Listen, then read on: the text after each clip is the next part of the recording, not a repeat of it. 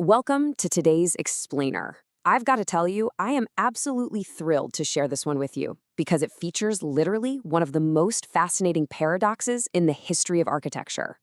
We're diving into the life and work of Seth Raynor, a guy whose career spanned from 1874 to 1926. Now, he started out as a simple, incredibly precise surveyor, and yet, against all odds, he transformed into an absolute master architect. It's a journey that perfectly illustrates how raw data and cold mathematics can ultimately blossom into this profound, enduring art. Usually, when we picture the greats of golf's golden age, we think of a guy like old Tom Morris, right? Somebody who grew up right beside the rugged Scottish links, someone who basically had a golf club in their hands before they could even walk. But Seth Raynor, yeah, he was literally none of those things. Not a champion, not Scottish, and honestly, he didn't even care about clubs or golf balls. The game of golf was barely a blip on his radar. Okay, let's dive into this. Because if the guy didn't even care about the game, how on earth did a quiet, everyday civil engineer end up completely shaping America's golden age of golf?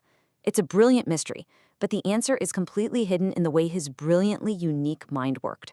While everyone else was obsessing over their golf swing, Raynor's brain was entirely focused on the math. We're talking measurements, lines, grades, survey stakes. Born in Southampton, New York, he looked at the world purely through the eyes of a young civil engineer. He firmly believed that any successful project, literally anything, had to start with meticulous observation. Every hill, every valley, every little contour, it had to be measured and understood before a single shovel hit the dirt. That was his language. Section 1. The Catalyst. Meeting the Master Visionary. Now, what's really interesting here is the sheer contrast between these two guys. You've got C.B. Macdonald, a total visionary, endless imagination, deeply held strategic ideals, and he knew absolutely everything about the game of golf. But here's the catch. Imagination alone doesn't move Earth. He needed an executor, and that is exactly where Seth Raynor comes in. Raynor brought this intense precision engineering. He knew drainage, he knew slopes, but he knew almost absolutely zero about golf architecture. It was this perfect, completely symbiotic partnership. Macdonald brings the dreams, and Raynor brings the cold, hard execution. Section 2. The Apprenticeship. Engineering meets strategic artistry.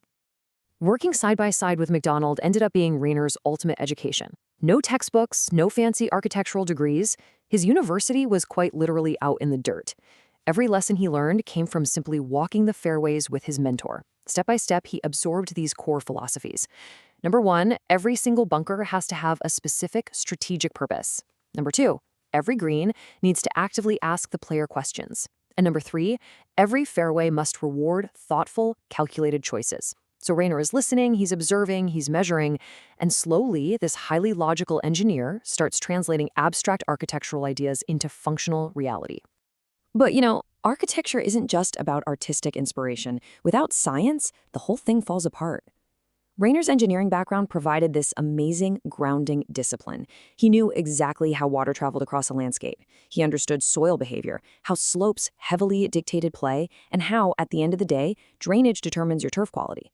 These incredibly practical civil engineering skills were the cold, hard science that actually made Macdonald's classical ideal holes possible to build and maintain. Section 3. The Master Emerges. Transforming the American Landscape.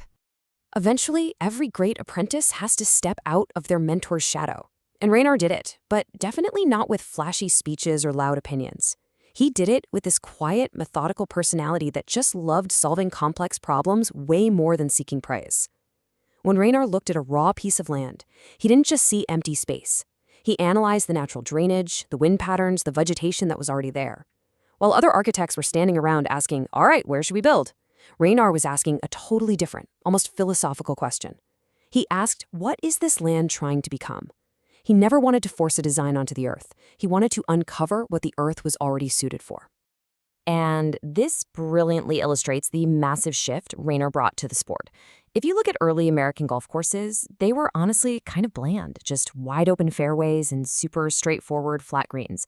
But Raynor, he transformed these places into mental arenas. He brought in broad, highly strategic greens, totally bold and intimidating bunkering, and he built in multiple routes to success. He was literally rewarding players for planning and creativity, turning the game from a nice little physical walk into a full-blown mental puzzle.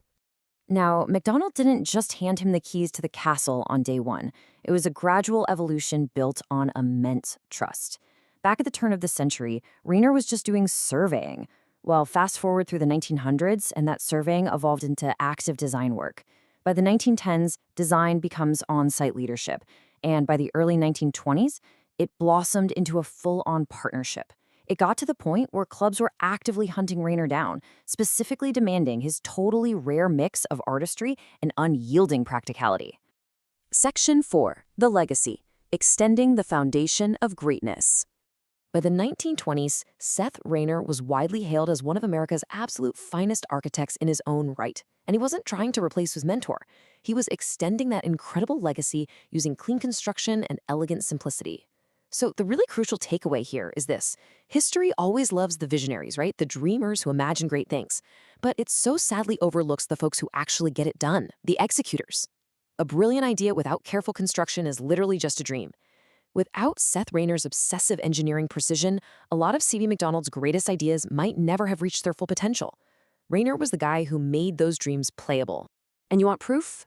The proof is permanently etched right into the earth. Just look at these absolute masterpieces: Fisher's Island Club, his brilliant collaborations at the Yale Golf Course, the Camargo Club, Shore Acres, the Country Club of Charleston. Every single one of these courses carries his disciplined thinking and bold strategy. They are the ultimate, undeniable proof that the quiet surveyor from Southampton had genuinely become a master artist, leaving behind a legacy that still captivates players over a century later. Which brings us to a really compelling thought to wrap things up on. We know he built these incredible courses, but what is it exactly about his execution, especially those super distinctive, highly debated, and universally revered greens, that makes so many people call them the absolute finest ever built? Well, we are going to unpack the blueprints to those exact masterpieces in part 2 of this Explainer series. Seriously, you are not going to want to miss it.